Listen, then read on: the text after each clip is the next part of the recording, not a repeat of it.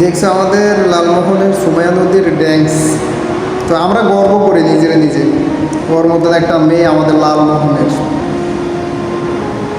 পরে সুমাইয়া নদী বললে ভুল হবে, ওরে বলতে হবে মেঘনা নদী, যে নদীর গভীরতার কোনো শেষ নেই।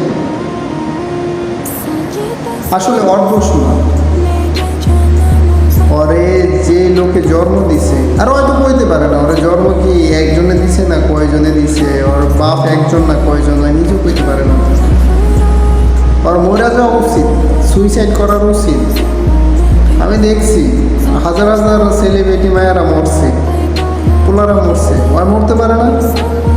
চরমোশনে গেছে আর যে কোনটা ঘুরতে পোলা পানে স্লোগান দিয়ে দিয়েছে 300 টাকা বলে। আর স্যার দুঃখের কিছু আছে।